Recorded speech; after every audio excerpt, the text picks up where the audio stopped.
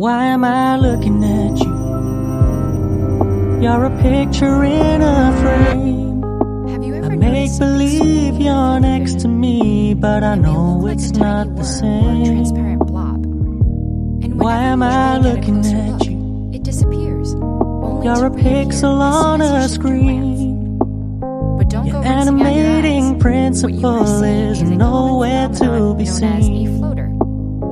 The scientific Why name am for I these lost in objects a is loveless Muscae fantasy levitatis, when Latin for somebody flying real flies. is And true waiting to their out there name, they for can be somewhat annoying. me? But they're not Why actually am I bugs or looking any at kind of you? external objects at all. I've Rather, enjoyed they the exist years inside I've your eyeball. wasted, but the Floaters may time seem to has be alive come to since they face move the and change fact shape, that but they none are of not what I alive. see is true. So I'm Floaters are gonna tiny stop objects looking that at cast you. shadows on the retina, the light-sensitive tissue at the back of your eye.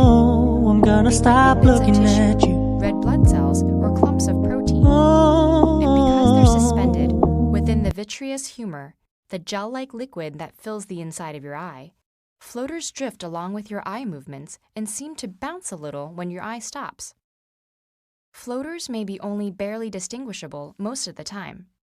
They become more visible the closer they are to the retina, just as holding your hand closer to a table with an overhead light will result in a more sharply defined shadow. And floaters are particularly noticeable when you are looking at a uniform bright surface, like a blank computer screen, snow, or a clear sky, where the consistency of the background makes them easier to distinguish. The brighter the light is, the more your pupil contracts. This has an effect similar to replacing a large diffuse light fixture with a single overhead light bulb, which also makes the shadow appear clearer. There is another visual phenomenon that looks similar to floaters, but is in fact unrelated. If you've seen tiny dots of light darting about when looking at a bright blue sky, you've experienced what is known as the blue field entoptic phenomenon. In some ways, this is the opposite of seeing floaters. Here, you are not seeing shadows, but little moving windows letting light through to your retina. The windows are actually caused by white blood cells moving through the capillaries along your retina surface. These leukocytes can be so large that they nearly fill a capillary, causing a plasma space to open up in front of them. Because the space and the white blood cells are both more transparent to blue light than the red blood cells normally present in capillaries, we see a moving dot of light wherever this happens, following the paths of your capillaries and moving in time with your pulse. Under ideal viewing conditions, you might even see what looks like a dark tail following the dot. This is the red blood cells that have bunched up behind the leukocyte.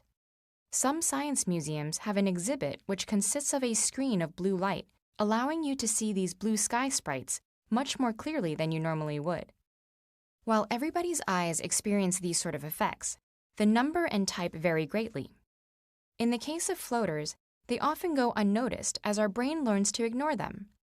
However, abnormally numerous or large floaters that interfere with vision may be a sign of a more serious condition, requiring immediate medical treatment. But the majority of the time, entoptic phenomena, such as floaters and blue sky sprites, are just a gentle reminder that what we think we see depends just as much on our biology and minds as it does on the external world.